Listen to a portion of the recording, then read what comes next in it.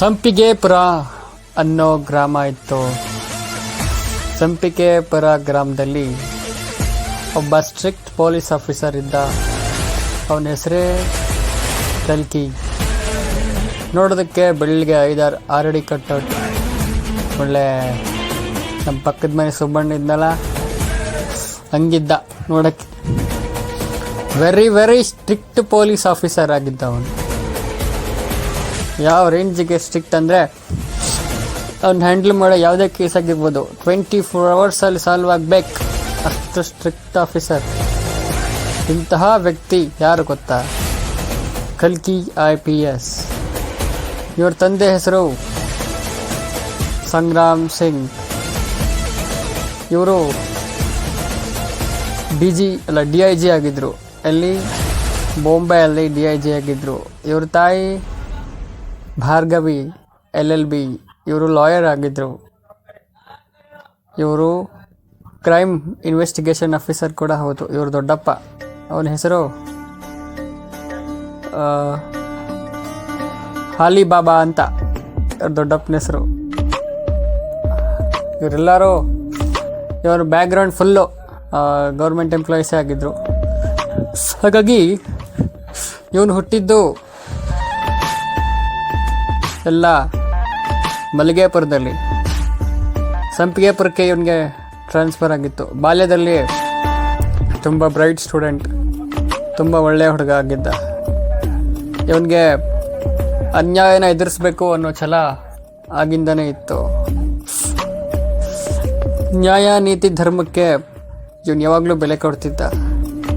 ನ್ಯಾಯನೇ ದೇವರು ಅನ್ನೋದನ್ನು ಅಕ್ಷರಶಃ ಪಾಲಿಸ್ಕೊಬಂದಿದ್ದ. ತನ್ನ ಉಸಿರಲ್ಲೂ ಇವನು ಯಾವತ್ತೂ ಅಸತ್ಯವನ್ನು ನುಡಿದಿರಲಿಲ್ಲ. ಜೀವನ ಪೂರ್ತಿ ಸತ್ಯನೇ ಹೇಳಬೇಕು ಅನ್ನೋ ಪಣ ತೊಟ್ಟಿದ್ದ ಈ ಕಲ್ಕಿ.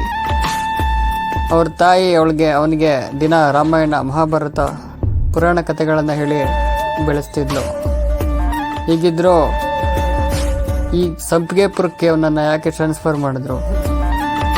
ಈ ಕಡೆ ಕಲ್ಕಿ ಕಲಿ ಮತ್ತು ರಾವಣ್ ಅಣ್ಣ ತಮ್ಮದಿರು ಸಂಪಿಗೆಪುರದಲ್ಲಿ ಭಯದ ವಾತಾವರಣ ಸೃಷ್ಟಿಸಿದ್ರು.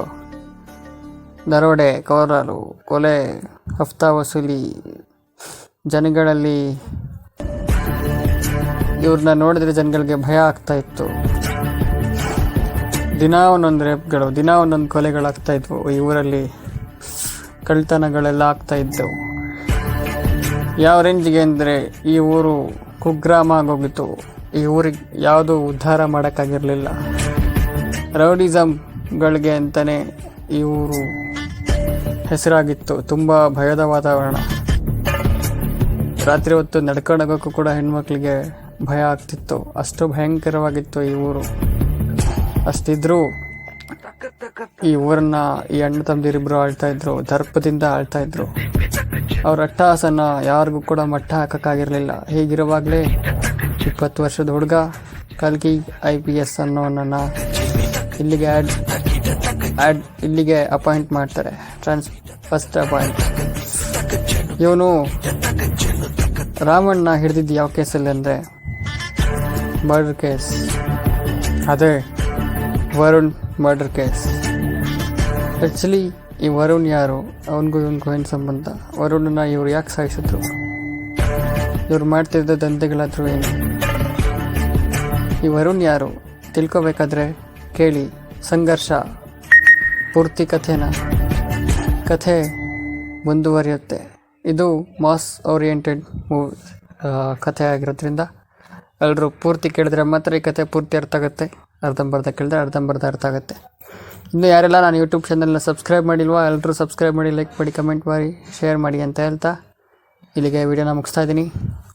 ಯಾರೆಲ್ಲರೂ ಈ ಕಥೆನ ಕೇಳಿ ಆನಂದಿಸಿ.